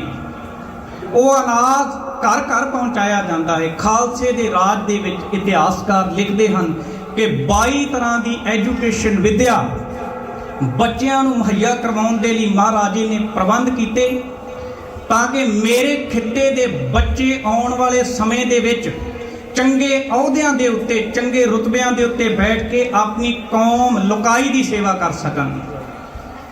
ਖਾਲਸੇ ਦਾ ਰਾਜ ਕਿਹੋ ਜਿਹਾ ਸੀ? ਜਿਹੜੇ ਸਵਾਲ ਕਰਦੇ ਹਨ। 1834 ਈਸਵੀ ਦੇ ਵਿੱਚ ਕਸ਼ਮੀਰ ਦੀ ਧਰਤੀ ਦੇ ਉੱਤੇ ਕਾਲ ਪੈਂਦਾ ਹੈ ਤੇ ਲੋਕ ਦੌੜਦੇ ਹੋਏ ਦਰਬਾਰੇ ਖਾਲਸਾ ਤੱਕ ਪਹੁੰਚ ਕਰਦੇ ਹਨ। ਬਾਹਾਂ ਅੱਡ ਕੇ ਉਹਨਾਂ ਨੂੰ ਮੋਸਟ ਵੈਲਕਮ ਆਖਿਆ ਜਾਂਦਾ ਹੈ, ਜੀ ਆਇਆਂ ਆਖਿਆ ਜਾਂਦਾ ਹੈ। ਤੇ ਸਾਧ ਸੰਗਤ, ਜਿੰਨੀ ਦੇਰ ਕਸ਼ਮੀਰ ਦੀ ਧਰਤੀ ਦੇ ਉੱਤੇ ਹਾਲਾਤ ਮੁੜ ਦੁਬਾਰਾ ਠੀਕ ਨਹੀਂ ਹੋ ਗਏ, ਓਨੀ ਦੇਰ ਉਹਨਾਂ ਦੀ ਸਾਂਭ ਸੰਭਾਲ ਦਾ ਪ੍ਰਬੰਧ ਗੁਰੂ ਕੇ ਖਾਲਸੇ ਕਰਦੇ ਰਹੇ। ਖਾਲਸੇ ਦੇ ਰਾਜ ਦੇ ਵਿੱਚ ਸਾਰੇ ਸੁਖ ਆਨੰਦ ਦੇ ਨਾਲ ਜੀਵਨ ਬਤੀਤ ਕਰਦੇ ਸਨ। ਖਾਲਸਿਆਂ ਦੇ ਰਾਜ ਦੇ ਵਿੱਚ ਜਿੱਥੇ ਗੁਰਦੁਆਰਿਆਂ ਨੂੰ ਬਹੁਤ ਕੀਮਤੀ ਮਹਿੰਗੀ ਭੇਟਾਵਾਂ ਅਰਪਣ ਕੀਤੀਆਂ ਗਈਆਂ, ਉੱਥੇ ਮੰਦਰਾਂ ਨੂੰ, ਮਸਜਿਦਾਂ ਨੂੰ ਕੀਮਤੀ ਭੇਟਾਵਾਂ ਅਰਪਣ ਕੀਤੀਆਂ ਗਈਆਂ। ਦਾਨ ਗੁਰੂ ਕੇ ਸਿੱਖਾਂ ਨੇ ਆਪਣੀ ਦਸਵੰਧ ਆਪਣੀ ਕਿਰਤ ਦੇ ਵਿੱਚੋਂ ਦਿੱਤਾ। ਸ਼ੇਰੇ ਪੰਜਾਬ ਮਹਾਰਾਜਾ ਰਣਜੀਤ ਸਿੰਘ ਦੇ ਦਰਬਾਰ ਦੇ ਵਿੱਚ ਇੱਕ ਵਾਰ 2 ਭੰਡ ਆਏ। ਸਾਧ ਸੰਗਤ, ਗੱਲ ਬੜੀ ਸਵਾਦਲੀ ਹੈ, ਧਿਆਨ ਦੇ ਨਾਲ ਸੁਣਨਾ। 2 ਭੰਡ ਆਏ, ਉਹਨਾਂ ਨੇ ਆਪਸ ਦੇ ਵਿੱਚ ਸ਼ਰਤ ਲਾ ਲਈ। ਉਹ ਕਹਿੰਦੇ ਅਸੀਂ ਭਰੇ ਦਰਬਾਰ ਦੇ ਵਿੱਚ ਰਾਜੇ ਦੀ ਇੱਕ ਅੱਖ ਦਾ ਜ਼ਿਕਰ ਕਰਾਂਗੇ, ਕਿਉਂਕਿ ਉਹਨਾਂ ਨੂੰ ਇੱਕ ਅੱਖ ਤੋਂ ਨਜ਼ਰ ਨਹੀਂ ਸੀ ਆਉਂਦਾ, ਦਿਸਦਾ ਨਹੀਂ, ਉਹ ਇੱਕੇ ਅੱਖ ਦੇ ਨਾਲ ਦੇਖਦੇ ਸਨ। ਉਹਨਾਂ ਨੇ ਸ਼ਰਤ ਲਾਈ ਕਿ ਅਸੀਂ ਭਰੀ ਸਭਾ, ਭਰੇ ਦਰਬਾਰ ਦੇ ਵਿੱਚ ਰਾਜੇ ਦੀ ਇੱਕ ਅੱਖ ਦਾ ਜ਼ਿਕਰ ਕਰਾਂਗੇ। ਤੇ ਰਾਜੇ ਦੇ ਸੱਜੇ ਹੋਏ ਦਰਬਾਰ ਦੇ ਵਿੱਚ ਉਹ ਉੱਚੀ ਆਵਾਜ਼ ਦੇ ਵਿੱਚ ਗਾ ਕੇ ਕਹਿੰਦੇ ਹਨ, ਤੇਰੀ ਇੱਕੋ ਅੱਖ ਸੁਲੱਖਣੀ ਜੋ ਚਮਕਣ ਤਾਰੇ, ਤੈਨੂੰ ਝੁਕ ਝੁਕ ਪਏ ਸਲਾਮਾ ਕਰਨ 2-2 ਅੱਖਾਂ ਵਾਲੇ। ਤੇ ਸਾਰੇ ਦਰਬਾਰ ਦੇ ਵਿੱਚ ਸਨਾਟਾ ਛਾ ਗਿਆ। ਲੋਕਾਂ ਨੇ ਸੋਚਿਆ ਇਹਨਾਂ ਰਾਜੇ ਦੀ ਤੋਹੀਨ ਕੀਤੀ ਹੈ, ਇਹਨਾਂ ਨੂੰ ਮੌਤ ਦੀ ਸਜ਼ਾ ਦਿੱਤੀ ਜਾਵੇਗੀ, ਇਹਨਾਂ ਨੂੰ ਕਰੜੀ ਸਜ਼ਾ ਦਿੱਤੀ ਜਾਵੇਗੀ। ਉਸ ਛਾਏ ਹੋਏ ਸਨਾਟੇ ਦੇ ਵਿੱਚ ਰਾਜਾ ਖਿੜਖੜਾ ਕੇ ਹੱਸਿਆ ਤੇ ਉਹਨੇ ਇਹਨਾਂ ਦੋਨਾਂ ਭੰਡਾਂ ਨੂੰ ਕੀਮਤੀ ਭੇਟਾਵਾਂ ਦੇ ਕੇ ਨਵਾਜ਼ਿਆ। ਔਰ ਉੱਥੇ ਹੀ ਮਹਾਰਾਜਾ ਰਣਜੀਤ ਸਿੰਘ ਨੇ ਉਹਨਾਂ ਦੀ ਹਿੰਮਤ, ਦਲੇਰੀ, ਉਹਨਾਂ ਦੀ ਨਿਡਰਤਾ ਦੀ ਪ੍ਰਸ਼ੰਸਾ ਕੀਤੀ ਕਿ ਉਹਨਾਂ ਦੀ ਕਲਾ ਦਾ ਪੂਰਾ ਮੁੱਲ ਦੇ ਕੇ ਉਹਨਾਂ ਨੂੰ ਉੱਥੋਂ ਤੋਰਿਆ। ਇਹਦਾ ਭਾਵ ਕੀ ਸੀ ਕਿ ਖਾਲਸੇ ਦੇ ਰਾਜ ਦੇ ਅੰਦਰ ਕਲਾਵਾਨ ਵਿਅਕਤੀ, ਭਾਵੇਂ ਕੋਈ ਵਿਸ਼ੇਸ਼ ਹੈ ਭਾਵੇਂ ਕੋਈ ਆਮ ਹੈ, ਉਹਦੀ ਕਲਾ ਦਾ ਮੁੱਲ ਪਾਇਆ ਜਾਂਦਾ ਸੀ, ਆਜਵਾਨ ਨਹੀਂ ਹੈ। ਇਹਦਾ ਦੂਸਰਾ ਭਾਵ ਇਹ ਹੈ, ਖਾਲਸੇ ਦੇ ਰਾਜ ਦੇ ਵਿੱਚ ਬੋਲਣ ਦੀ ਪੂਰਨ ਤੌਰ ਤੇ ਆਜ਼ਾਦੀ ਸੀ, ਜਿਸ ਨੂੰ ਅਸੀਂ ਫਰੀडम ਆਫ ਸਪੀਚ ਆਖਦੇ ਹਾਂ। ਕਿ ਅੱਜ ਹੈ ਫਰੀडम ਆਫ ਸਪੀਚ? ਅੱਜ ਤਾਂ ਆਪਣੇ ਹੱਕ ਹਕੂਕ ਦੀ ਗੱਲ ਕਰਨ ਵਾਲਿਆਂ ਨੂੰ ਜੇਲ੍ਹਾਂ ਦੇ ਵਿੱਚ ਡੱਕਿਆ ਜਾਂਦਾ ਹੈ, ਪਰਚੇ, ਡਰਾਵੇ, ਧਮਕੀਆਂ ਤੇ ਬੜਾ ਕੁਝ ਹੈ। ਅੱਜ ਕਿੱਥੇ ਹੈ ਫਰੀडम ਆਫ ਸਪੀਚ? ਸ਼ੇਰੇ ਪੰਜਾਬ ਮਹਾਰਾਜਾ ਰਣਜੀਤ ਸਿੰਘ ਦਾ ਰਾਜ ਜਦੋਂ ਇਸ ਖਿੱਤੇ ਤੋਂ ਖਤਮ ਹੋਇਆ, ਪੰਜਾਬ ਦੀ ਧਰਤੀ ਤੋਂ, ਤੇ ਕਵੀ ਲੋਕਾਂ ਨੇ ਲਿਖਿਆ, ਇਕੱਲਾ ਸ਼ੇਰ ਨੀ ਚਿਖਾ ਦੇ ਵਿੱਚ ਸੜਿਆ, ਸੜ ਗਈ ਤਕਦੀਰ ਪੰਜਾਬੀਆਂ ਦੀ। ਸਾਧ ਸੰਗਤ, ਜਦੋਂ ਮਹਾਰਾਜਾ ਰਣਜੀਤ ਸਿੰਘ ਇਸ ਸੰਸਾਰ ਤੋਂ ਰੁਖਸਤ ਹੋਏ ਤੇ ਉਦੋਂ ਕਾਫੀ ਲੰਮਾ ਸਮਾਂ ਬਾਅਦ ਖਾਲਸਿਆਂ ਦੀ ਸੁਰਤ ਦੇ ਵਿੱਚ ਇਹ ਗੱਲ ਘਰ ਕਰ ਚੁੱਕੀ ਸੀ। ਉਹ ਅਜੇ ਵੀ ਆਪਣੇ ਰਾਜ ਨੂੰ ਪ੍ਰਤੱਖ ਤੌਰ ਤੇ ਉਹਦਾ ਆਨੰਦ ਮਾਣ ਰਹੇ ਸਨ। ਇੱਕ ਵਾਰ ਜਦੋਂ ਬ੍ਰਿਟਿਸ਼ ਹਕੂਮਤ ਦਾ ਰਾਜ ਹੋਇਆ ਪੰਜਾਬ ਦੀ ਧਰਤੀ ਦੇ ਉੱਤੇ, ਇੰਡੀਆ ਦੇ ਉੱਤੇ, ਜਦੋਂ ਗੋਰੇ ਕਾਬਜ ਹੋਏ, ਇੱਕ ਵਾਰ ਇੱਕ ਅੰਗਰੇਜ਼ ਅਫਸਰ ਘੋੜੇ ਤੇ ਸਵਾਰ ਹੋ ਕੇ ਤੇ ਰਸਤੇ ਦੇ ਵਿੱਚੋਂ ਜਾ ਰਿਹਾ ਹੈ, ਉਹਨੂੰ ਇੱਕ ਸਾਬਤ ਸੂਰਤ ਗੁਰਸਿੱਖ ਮਿਲਿਆ, ਜਿਹੜਾ ਬਿਲਕੁਲ ਬਾਣੇ ਦੇ ਵਿੱਚ ਤਿਆਰ ਹੈ। ਉਹਦੇ ਹੱਥ ਦੇ ਵਿੱਚ ਨੇਜਾ ਫੜਿਆ ਹੋਇਆ ਹੈ ਤੇ ਇਸ ਅੰਗਰੇਜ਼ ਅਫਸਰ ਨੇ ਉਹਨੂੰ ਸਵਾਲ ਕੀਤਾ, ਭਾਈ ਤੂੰ ਕਿਹਦੀ ਫੌਜ ਦਾ ਸਿਪਾਹੀ ਹੈ, ਤੇਰਾ ਮਾਲਕ ਕੌਣ ਹੈ? ਤੇ ਉਸ ਅਕਾਲੀ ਸਿੱਖ ਨੇ ਆਪਣੇ ਹੱਥ ਦੇ ਵਿੱਚ ਫੜੇ ਬਰਛੇ ਦਾ ਮੂੰਹ ਤਾਂ ਨੂੰ ਕੀਤਾ ਜਿਸ ਦਾ ਭਾਵ ਸੀ ਮੇਰਾ ਮਾਲਕ ਉਹ ਅਕਾਲ ਪੁਰਖ ਵਾਹਿਗੁਰੂ ਹੈ। ਉਹਨੇ ਆਖਿਆ ਮੈਂ ਇੱਥੋਂ ਦੀ ਗੱਲ ਪਿਆ ਕਰਦਾ ਹਾਂ, ਇੱਥੇ ਤੇਰਾ ਮਾਲਕ ਕੌਣ ਹੈ, ਤੂੰ ਕਿਹਦੀ ਫੌਜ ਦਾ ਸਿਪਾਹੀ ਹੈ? ਤੇ ਖਾਲਸੇ ਨੇ ਆਪਣੇ ਹੱਥ ਦੇ ਵਿੱਚ ਫੜਿਆ ਹੋਇਆ ਨੇਜ਼ਾ ਘੁਮਾ ਕੇ ਧਰਤੀ ਦੀ ਹਿੱਕ ਦੇ ਉੱਤੇ ਗੱਡਿਆ ਜਿਸ ਦਾ ਭਾਵ ਸੀ ਇਸ ਖਿੱਤੇ ਦੇ ਉੱਤੇ, ਇਸ ਦੁਨੀਆ ਦੇ ਉੱਤੇ ਖੁਦ ਖਾਲਸਾ ਆਪ ਬਾਦਸ਼ਾਹ ਹੈ, ਉਹ ਕਿਸੇ ਦੇ ਅਧੀਨ ਨਹੀਂ ਹੈ। ਪ੍ਰੋਫੈਸਰ ਪੂਰਨ ਸਿੰਘ ਲਿਖਦੇ ਹਨ, ਖਾਲਸਾ ਉਹ ਜਿਸ ਨੇ ਆਪਣੀ ਸੁਰਤ ਦੇ ਵਿੱਚੋਂ ਮੌਤ, ਮੋਹ ਤੇ ਹਉਮੈ ਨੂੰ ਤਿਆਗ ਦਿੱਤਾ ਹੈ। ਜਿਹੜਾ ਅਕਾਲ ਪੁਰਖ ਵਾਹਿਗੁਰੂ ਨੂੰ ਸਮਰਪਿਤ ਹੈ, ਅਸਲ ਦੇ ਵਿੱਚ ਉਹ ਹੈ ਖਾਲਸਾ। ਭਗਤ ਕਬੀਰ ਸਾਹਿਬ ਜੀ ਨੇ ਇਸ ਪਾਵਨ ਬਾਣੀ ਦੇ ਵਿੱਚ ਬਖਸ਼ਿਸ਼ ਕੀਤੀ, ਪਰਿਓ ਕਾਲ ਸਭੇ ਜਗੇ ਉੱਪਰ ਮਾਹੇ ਲਿਖੇ ਭ੍ਰਮ ਗਿਆਨੀ। ਉਹ ਕਹਿਣ ਲੱਗੇ ਜਿਤਨਾ ਵੀ ਜਗਤ, ਜਿੰਨਾ ਵੀ ਸੰਸਾਰ ਹੈ, ਇਹ ਸਾਰਾ ਮੌਤ ਦੇ ਸਹਿਮ ਦੇ ਅਧੀਨ ਹੈ। ਵੱਡੇ ਵੱਡੇ ਭ੍ਰਮ ਗਿਆਨੀ ਵੀ ਉਸ ਮਾਇਆ ਦੇ, ਉਸ ਮੌਤ ਦੇ ਭੈ ਨੂੰ ਕਬੂਲ ਕਰਕੇ ਬੈਠੇ ਹਨ। ਪਰ ਕਹਿੰਦੇ ਕਹੋ ਕਬੀਰ ਜਨ ਭਏ ਖਾਲਸੇ, ਪ੍ਰੇਮ ਭਗਤ ਜੇ ਜਾਨੀ। ਉਹ ਖਾਲਸੇ ਹੋ ਗਏ। ਇੱਥੇ ਖਾਲਸੇ ਦਾ ਅਰਥ ਹੈ ਆਜ਼ਾਦ ਸੋਚ, ਜਿਨ੍ਹਾਂ ਦੇ ਮਨ ਦੇ ਵਿੱਚ ਰੱਬ ਜੀ ਦੀ ਪ੍ਰੇਮਾ ਭਗਤੀ ਜਾਗ ਉੱਠੀ, ਜਿਹੜੇ ਰੱਬੀ ਰੰਗ ਦੇ ਵਿੱਚ ਰੰਗੇ ਗਏ, ਉਹ ਮੌਤ ਦੇ ਸਹਿਮ ਤੋਂ ਆਜ਼ਾਦ ਹੋ ਗਏ, ਉਹ ਖਾਲਸੇ ਹੋ ਨਿਬੜੇ। ਉਹਨਾਂ ਦੇ ਸਰੀਰਾਂ ਨੂੰ ਜੇਲ੍ਹਾਂ ਦੇ ਵਿੱਚ ਡੱਕਿਆ ਜਾ ਸਕਦਾ ਹੈ, ਉਹਨਾਂ ਨੂੰ ਬੇੜੀਆਂ ਦੇ ਵਿੱਚ ਨੂੜਿਆ ਜਾ ਸਕਦਾ ਹੈ, ਸਰੀਰ ਨੂੰ ਬੰਦੀ ਬਣਾਇਆ ਜਾ ਸਕਦਾ ਹੈ, ਪਰ ਉਹਨਾਂ ਦੀ ਸੁਰਤ ਨੂੰ ਬੰਦੀ ਨਹੀਂ ਬਣਾਇਆ ਜਾ ਸਕਦਾ। ਖਾਲਸੇ ਦਾ ਰਾਜ ਕਿਹੋ ਜਿਹਾ ਹੈ? ਇਹਨੂੰ ਮਹਾਰਾਜ ਜੀ ਨੇ ਆਖਿਆ ਇਹ ਪਾਤਸ਼ਾਹੀ ਦੀ ਬਖਸ਼ਿਸ਼ ਉਹਨਾਂ ਨੂੰ ਪ੍ਰਾਪਤ ਹੁੰਦੀ ਹੈ ਜਿਸ ਨੂੰ ਬਖਸ਼ੇ ਸਿਫਤ ਸਾਲਾ ਨਾਨਕ ਪਾਤਸ਼ਾਹੀ ਪਾਤਸ਼ਾਹ। ਉਹ ਪਾਤਸ਼ਾਹਾਂ ਦੇ ਪਾਤਸ਼ਾਹ ਬਣ ਜਾਂਦੇ ਹਨ ਜਿਨ੍ਹਾਂ ਦੇ ਕੋਲ ਮਾਲਕ ਦੀ ਬਖਸ਼ਿਸ਼ ਜਿਨ੍ਹਾਂ ਨੂੰ ਪ੍ਰਾਪਤ ਹੋ ਜਾਂਦੀ ਹੈ, ਜਿਨ੍ਹਾਂ ਦੇ ਕੋਲ ਉਹਦੀ ਸਿਫਤ ਸਲਾਹ ਦਾ ਖਜ਼ਾਨਾ ਹੁੰਦਾ ਹੈ। ਉਹ ਫਿਰ ਇਸ ਸੰਸਾਰ ਦੇ ਵੀ ਬਾਦਸ਼ਾਹ ਬਣ ਜਾਂਦੇ ਹਨ ਤੇ ਮਾਲਕ ਦੀ ਨਜ਼ਰ ਦੇ ਅੰਦਰ ਵੀ ਪ੍ਰਵਾਨ ਹੋ ਜਾਂਦੇ ਹਨ। ਭਗਤ ਰਵਿਦਾਸ ਜੀ ਦਾ ਜੀਵਨ ਐਸਾ ਜੀਵਨ ਹੈ ਜਿਸ ਜੀਵਨ ਦੇ ਪਰਥਾਏ ਗੁਰੂ ਗ੍ਰੰਥ ਸਾਹਿਬ ਜੀ ਦੀ ਬਾਣੀ ਦੇ ਵਿੱਚੋਂ ਆਪਾਂ ਪੜ੍ਹਦੇ ਹਾਂ।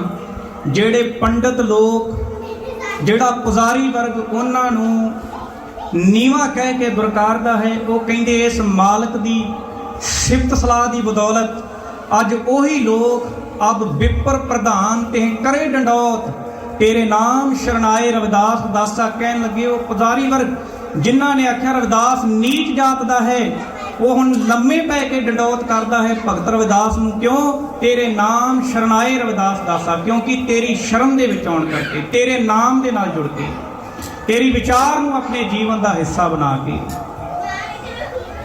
ਮੈਂ ਬੇਨਤੀ ਕਰ ਰਿਹਾ ਸੀ ਕਿ ਭਗਤ ਰਵਿਦਾਸ ਜੀ ਨੇ ਗੂਜਰੀ ਰਾਜ ਦੇ ਇਸ ਸ਼ਬਦ ਦੇ ਅੰਦਰ ਬਖਸ਼ਿਸ਼ ਕੀਤੀ, ਗੁਰ ਪ੍ਰਸਾਦ ਨਿਰੰਜਨ ਧਿਆਵੋ।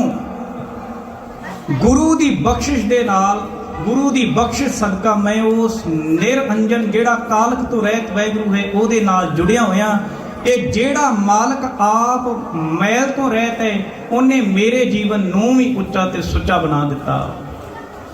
ਕਿਉਂਕਿ ਮਹਾਰਾਜ ਜੀ ਕਹਿੰਦੇ ਜਨਮ ਜਨਮ ਕੀ ਇਸ ਮਨ ਕੋ ਮਨ ਲਾਗੀ, ਕਾਲਾ ਹੁਆ ਸ਼ਿਆ। ਇਸ ਮਨ ਨੂੰ ਬੜੇ ਲੰਮੇ ਸਮੇਂ ਦੀ ਮੈਲ ਲੱਗੀ ਹੋਈ ਹੈ, ਜਨਮਾਂ ਜਨਮਾਂਤਰਾਂ ਦੀ, ਤੇ ਇੱਕ ਬਿਲਕੁਲ ਐ ਕਾਲਾ ਹੋ ਚੁੱਕਾ ਹੈ, ਸ਼ਾਹੀ ਵਰਗਾ। ਉਹ ਕਹਿੰਦੇ ਖੰਨਲੀ ਧੋਤੀ ਉਜਲੀ ਨਾ ਹੋਵਈ, ਜੇ ਸੌ ਧੋਵਣ ਪਾਹੋ। ਖੰਨਲੀ ਕਹਿੰਦੇ ਹਨ ਇੱਕ ਕੱਪੜੇ ਨੂੰ ਤੇਲ ਬਣਾਉਣ ਵਾਲਾ ਜਿਹੜਾ ਤੇਲੀ ਹੁੰਦਾ ਹੈ, ਉਹ ਜਦੋਂ ਤਿਲਾਂ ਨੂੰ ਪੀੜਦਾ ਹੈ ਤੇ ਤੇਲ ਬਣਾਉਂਦੇ ਸਮੇਂ ਜਿਹੜਾ ਤੇਲ ਇੱਧਰ ਉੱਧਰ ਡੁੱਲ ਜਾਂਦਾ ਹੈ, ਉਸ ਤੇਲ ਨੂੰ ਜਿਸ ਕੱਪੜੇ ਨਾਲ ਉਹ ਸਾਫ਼ ਕਰਦਾ ਹੈ, ਉਸ ਕੱਪੜੇ ਨੂੰ ਖੰਨਲੀ ਆਖਿਆ ਜਾਂਦਾ ਹੈ। ਉਹ ਕਹਿੰਦੇ ਉਹ ਕੱਪੜਾ ਤੇਲ ਦੇ ਵਿੱਚ ਐ ਗੜੋ ਝੋਣ ਕਰਕੇ ਉਹਨੂੰ ਜਿੰਨਾ ਮਰਜ਼ੀ ਤੁਸੀਂ ਸਾਬਣ ਸੋਡੇ ਸਰਫ ਦੇ ਨਾਲ ਧੋ ਲਓ, ਧੋਤਾ ਬਣਾਇਆ ਸਵਾਰਿਆ ਨਹੀਂ ਜਾ ਸਕਦਾ। ਖੰਨਲੀ ਧੋਤੀ ਉਜਲੀ ਨਾ ਹੋਵੇ, ਜੇ 100 ਧੋਵਣ ਪਾ ਹੋ ਜੇ ਤੁਸੀਂ ਉਹਨੂੰ 100 ਦਫਾ ਵੀ ਧੋ ਲਓ, ਪਰ ਕਹਿੰਦੇ ਗੁਰ ਪ੍ਰਸਾਦੀ ਜੀਵਤ ਮਰੈ, ਉਲਟੀ ਹੋਵੇ ਮਤ ਬਦਲਾ ਹੋ। ਜੇ ਗੁਰੂ ਦੀ ਬਖਸ਼ਿਸ਼ ਨੂੰ ਪ੍ਰਾਪਤ ਕਰਕੇ ਕੋਈ ਜਿਉਂਦੇ ਜੀ ਮਰ ਜਾਵੇ, ਆਪਣੀਆਂ ਖੁਆਇਸ਼ਾਂ ਦੁਨਿਆਵੀ ਪਦਾਰਥਾਂ ਤੋਂ ਉੱਤੇ ਉੱਠ ਜਾਵੇ, ਤੇ ਫਿਰ ਇਹ ਮਤ ਉਲਟੀ ਹੋ ਜਾਂਦੀ ਹੈ, ਬਦਲ ਜਾਂਦੀ ਹੈ। ਮਤ ਸਵੱਛ ਨਿਰਮਲ ਜਲ ਦੀ ਤਰ੍ਹਾਂ ਬਣ ਜਾਂਦੀ ਹੈ। ਨਾਨਕ ਮੈਲ ਨਾ ਲੱਗਈ ਨਾ ਫਿਰ ਜੋਨੀ ਪਾਹੁ, ਕਹਿਣ ਲੱਗੇ ਫਿਰ ਗੁਰੂ ਸ਼ਬਦ ਦੇ ਨਾਲ ਧੋਤੀ ਹੋਈ ਜਿਹੜੀ ਮਤ ਹੈ ਉਹ ਦੁਬਾਰਾ ਮਲੀਨ ਨਹੀਂ ਹੁੰਦੀ। ਨਾ ਫਿਰ ਜੋਨੀ ਪਾਹੁ, ਤੇ ਬੰਦਾ ਫਿਰ ਲੰਮੇ ਸਮੇਂ ਦੀ ਭਟਕਣਾ ਤੋਂ ਬਚ ਜਾਂਦਾ ਹੈ। ਸਵੱਛ ਮਤ ਦਾ ਮੈਂ ਜ਼ਿਕਰ ਕਰ ਰਿਹਾ ਸੀ। ਇੱਕ ਦਫਾ ਭਗਤ ਰਵਿਦਾਸ ਜੀ ਆਪਣੀ ਕਿਰਤ ਦੇ ਵਿੱਚ ਮਸ਼ਰੂਫ ਹਨ, ਤੇ ਇੱਕ ਗਵਾਲਾ ਹਰ ਰੋਜ਼ ਉਹਨਾਂ ਨੂੰ ਦੁੱਧ ਪਾਉਣ ਆਉਂਦਾ ਹੈ। ਤੇ ਗਵਾਲੇ ਨੇ ਦੇਖਿਆ ਕਿ ਲੋਕ ਕਹਿੰਦੇ ਹਨ ਰਵਿਦਾਸ ਰੱਬ ਦਾ ਪਿਆਰਾ ਹੈ, ਰੱਬ ਦਾ ਭਗਤ ਹੈ, ਇਹਦੀ ਭਜਨ ਬੰਦਗੀ ਬੜੀ ਉੱਤਮ ਦਰਜੇ ਦੀ ਹੈ, ਪਰ ਇਹਨੂੰ ਜਦੋਂ ਦੇਖੀਏ ਤਾਂ ਜੁੱਤੀ ਗੰਢਣ ਦੇ ਵਿੱਚ, ਆਪਣੀ ਕਿਰਤ ਦੇ ਵਿੱਚ ਹੀ ਮਸ਼ਰੂਫ ਰਹਿੰਦਾ ਹੈ। ਕਿ ਰੱਬ ਦਾ ਭਗਤ ਕੈਸਾ ਹੋਵੇਗਾ। ਚਲੋ ਅੱਜ ਭਗਤ ਰਵਿਦਾਸ ਨੂੰ ਟੋਹਦੇ ਹਾਂ, ਇਹਦੀ ਪਰਖ ਕਰਦੇ ਹਾਂ। ਉਸ ਗਵਾਲੇ ਨੇ ਆਖਿਆ, ਰਵਿਦਾਸ ਜੀ ਹਰ ਵੇਲੇ ਜੁੱਤੀ ਗੰਢਣ ਦੇ ਵਿੱਚ ਹੀ ਮਸ਼ਰੂਫ ਰਹਿੰਦੇ ਹੋ, ਹਾਲਾਂਕਿ ਦੁਨਿਆਵੀ ਲੋਕ ਤੁਹਾਨੂੰ ਰੱਬ ਦਾ ਭਗਤ ਕਹਿੰਦੇ ਹਨ। ਲਿਆਓ ਮੈਨੂੰ ਵੀ ਦੱਸੋ ਵਿਧੀ, ਉਸ ਮਾਲਕ ਦੇ ਨਾਲ ਕਿਵੇਂ ਜੁੜਿਆ ਜਾਂਦਾ ਹੈ। ਰਵਿਦਾਸ ਜੀ ਆਪਣੇ ਕੰਮ ਦੇ ਵਿੱਚ ਜੁਟੇ ਰਹੇ। ਉਹਨਾਂ ਗਵਾਲੇ ਦੀ ਉਸ ਗੱਲ ਦਾ ਕੋਈ ਜਵਾਬ ਨਾ ਦਿੱਤਾ। ਗਵਾਲਾ ਦੁੱਧ ਪਾ ਕੇ ਵਾਪਸ ਮੁੜਿਆ। ਹਫ਼ਤਾ 10 ਦਿਨ ਬਤੀਤ ਹੋਏ, ਤੇ ਉਸ ਗਵਾਲੇ ਦੇ ਮਨ ਦੇ ਵਿੱਚ ਫੇਰ ਹੀ ਸਵਾਲ ਉੱਠਿਆ। ਉਹ ਭਗਤ ਰਵਿਦਾਸ ਜੀ ਨੂੰ ਕਹਿੰਦਾ, ਰਵਿਦਾਸ ਲਿਆ ਦੱਸ ਮੈਨੂੰ ਵਿਧੀ ਕੀ ਹੈ ਉਸ ਮਾਲਕ ਦੇ ਨਾਲ ਜੁੜਨ ਦੀ, ਤਰੀਕਾ ਕੀ ਹੈ, ਉਹਦੀ ਭਜਨ ਬੰਦਗੀ, ਉਹਦੀ ਪੂਜਾ ਪ੍ਰਤਿਸ਼ਠਾ ਕਿਵੇਂ ਕੀਤੀ ਜਾਂਦੀ ਹੈ। ਰਵਿਦਾਸ ਜੀ ਅੱਜ ਫੇਰ ਆਪਣੀ ਕਿਰਤ ਦੇ ਵਿੱਚ ਮਗਨ ਹਨ। ਥੋੜੇ ਕੁ ਦਿਨਾਂ ਬਾਅਦ ਉਸ ਗਵਾਲੇ ਨੇ ਜਦੋਂ ਫੇਰ ਇਹੀ ਸਵਾਲ ਰਿਪੀਟ ਕੀਤਾ, ਉਹਨੇ ਇਹੀ ਸਵਾਲ ਜਦੋਂ ਦੁਹਰਾਇਆ, ਤੇ ਰਵਿਦਾਸ ਜੀ ਨੂੰ ਇਹ ਸਵਾਲ ਕਰਦੇ ਹੋਏ ਉਹਨੇ ਆਖਿਆ, ਰਵਿਦਾਸ ਜੀ ਇਹ ਵੀ ਦੱਸੋ ਕਿ ਆਹ ਦੁੱਧ ਕਿੱਥੇ ਪਾਉਣਾ ਹੈ, ਅੱਜ ਬਰਤਨ ਕੋਈ ਨਜ਼ਰ ਨਹੀਂ ਆਉਂਦਾ ਪਿਆ। ਰਵਿਦਾਸ ਜੀ ਕਹਿੰਦੇ ਤੁਸੀਂ ਅੰਦਰ ਜਾਓ, ਅੰਦਰ ਇੱਕ ਬਰਤਨ ਪਿਆ ਹੈ, ਉਹਦੇ ਵਿੱਚ ਇਹ ਦੁੱਧ ਪਲਟ ਦੇਵੋ, ਇਹ ਦੁੱਧ ਉਹਦੇ ਵਿੱਚ ਤੁਸੀਂ ਪਾ ਦੇਵੋ। ਉਹਨੇ ਆਸੇ ਪਾਸੇ ਝਾਤੀ ਮਾਰੀ, ਬਰਤਨ ਕੋਈ ਨਜ਼ਰ ਨਹੀਂ ਆਇਆ। ਤੇ ਰਵਿਦਾਸ ਜੀ ਨੂੰ ਕਹਿੰਦੇ, ਰਵਿਦਾਸ ਜੀ ਇਹ ਦੁੱਧ ਕਿੱਥੇ ਪਾਉਣਾ ਹੈ, ਬਰਤਨ ਤਾਂ ਕੋਈ ਵੀ ਨਹੀਂ। ਬਾਹਰ ਬੈਠੇ ਹੋਏ ਭਗਤ ਰਵਿਦਾਸ ਜੀ ਨੇ ਆਖਿਆ, ਚੰਗੀ ਤਰ੍ਹਾਂ ਦੇਖੋ ਬਰਤਨ ਅੰਦਰ ਹੀ ਹੈ। ਤੇ ਸਾਧ ਸੰਗਤ ਉਹ ਬਰਤਨ ਪਤਾ ਕਿਹੜਾ ਸੀ?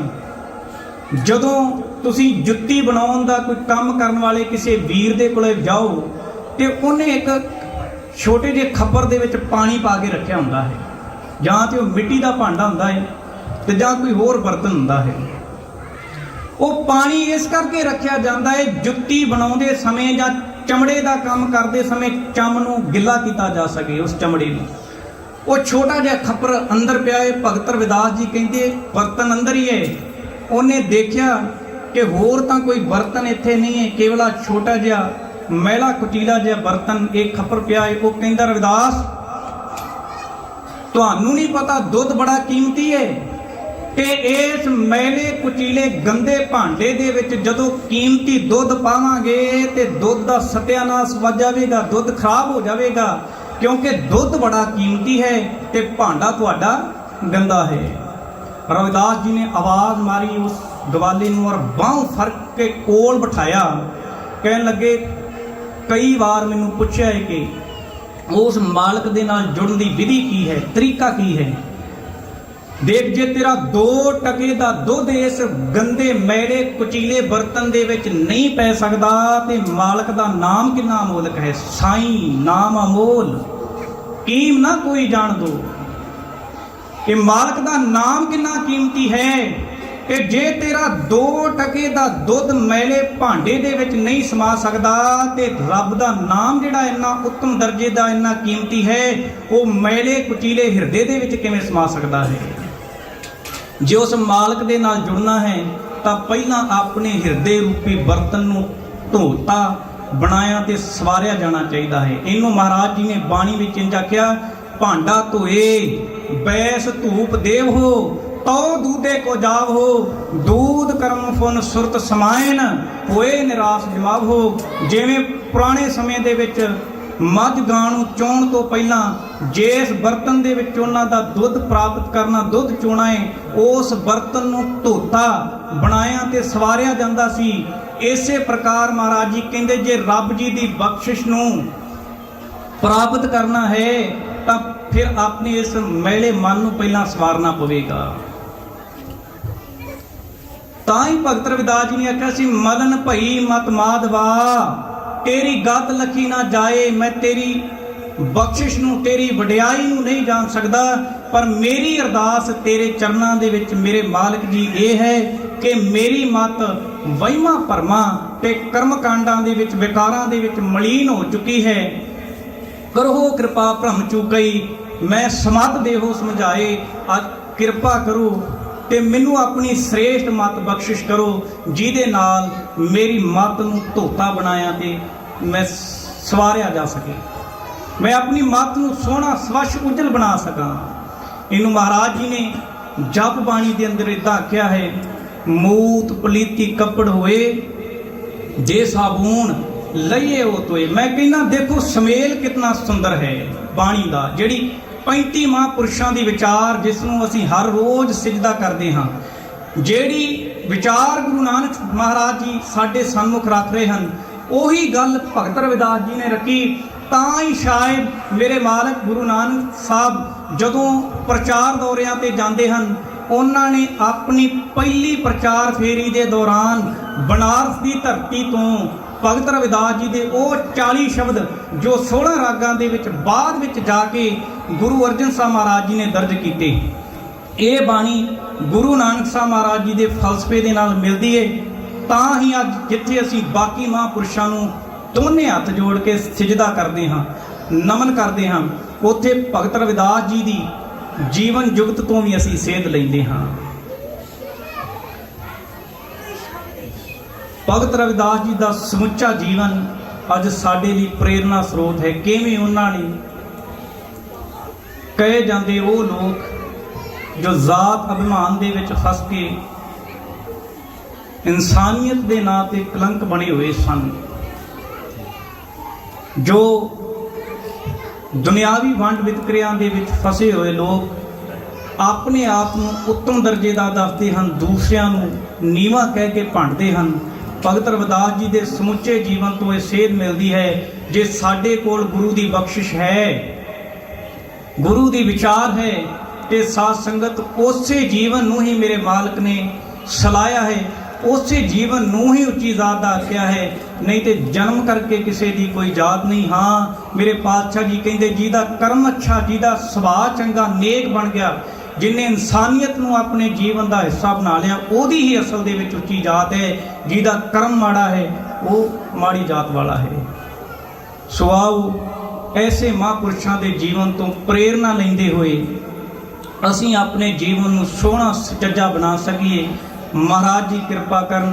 ਇੱਥੇ ਇੱਕ ਬੇਨਤੀ ਹੋਰ ਕਰਨੀ ਚਾਹੁੰਦਾ ਸਾਧ ਸੰਗਤ, ਅੱਜ ਪੰਜਾਬ ਦੀ ਧਰਤੀ ਦੇ ਉੱਤੇ ਗੁਰੂ ਨਾਨਕ ਨਾਮ ਲੇਵਾ ਸਿੱਖ ਸੰਗਤਾਂ ਸਾਡੇ ਬੰਦੀ ਸਿੰਘ ਭਰਾਵਾਂ ਦੀ ਆਜ਼ਾਦੀ ਲਈ ਮੋਰਚਾ ਲਾ ਕੇ ਬੈਠੀਆਂ ਹੋਈਆਂ ਹਨ। ਸਾਡਾ ਤੁਹਾਡਾ ਸਾਰਿਆਂ ਦਾ ਇਹ ਫਰਜ਼ ਬਣਦਾ ਹੈ, ਆਪਸੀ ਨਿੱਜੀ ਵਖਰੇਵਿਆਂ ਨੂੰ ਛੱਡਦੇ ਹੋਏ, ਆਪਸੀ ਵਿਚਾਰਕ ਮਤਭੇਦ ਉਹਨਾਂ ਨੂੰ ਪਾਸੇ ਰੱਖ ਕੇ ਉਸ ਸੰਘਰਸ਼ ਨੂੰ ਤਿੱਖਾ ਕਰਨ ਦੇ ਲਈ ਆਪਣਾ ਯੋਗਦਾਨ ਪਾਈਏ, ਤਾਂ ਕਿ ਲੰਮੇ ਸਮੇਂ ਤੋਂ ਹਕੂਮਤ ਦੇ ਤਸ਼ੱਦਦ ਨੂੰ ਤਨ ਦੇ ਉੱਤੇ ਹੰਢਾ ਰਹੇ ਸਾਡੇ ਬੰਦੀ ਸਿੰਘ ਭਰਾ ਉਹ ਆਜ਼ਾਦ ਹੋ ਸਕਣ।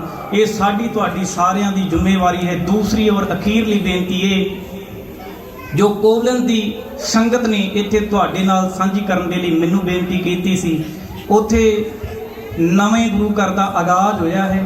ਉੱਥੋਂ ਦੀ ਸੰਗਤ ਦੀ ਇਹ ਬੇਨਤੀ ਸੀ ਕਿ ਸਾਡਾ ਸੁਨੇਹਾ, ਸਾਡਾ ਮੈਸੇਜ ਫਰੈਂਕਫਰਟ ਦੀ ਸਿੱਖ ਸੰਗਤ ਦੇ ਨਾਲ ਜ਼ਰੂਰ ਸਾਂਝਾ ਕੀਤਾ ਜਾਵੇ ਕਿ ਜਦੋਂ ਵੀ ਤੁਸੀਂ ਗਾਹੇ ਬਗਾਹੇ ਉੱਧਰ ਜਾਂਦੇ ਆਉਂਦੇ, ਤੁਹਾਨੂੰ ਉੱਧਰ ਜਾਣ ਦਾ ਸਬੱਬ ਬਣੇ।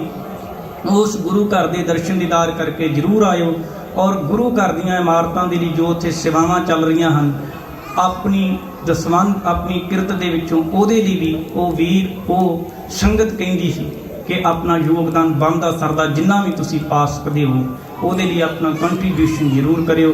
ਸੋ ਇੰਨਾ ਕੁਝ ਕਹਿੰਦਾ ਹੋਇਆ ਭੁੱਲਾਂ ਚੁੱਕਾਂ ਦੀ ਮੈਂ ਜਾਚਨਾ ਕਰਦਾ ਹਾਂ ਜੀ। ਆਪ ਜੀ ਸਰਬੱਤ ਸੰਗਤ ਗੱਜ ਕੇ ਆਖੋ ਵਾਹਿਗੁਰੂ ਜੀ ਕਾ ਖਾਲਸਾ ਵਾਹਿਗੁਰੂ ਜੀ ਕੀ ਫਤਿਹ।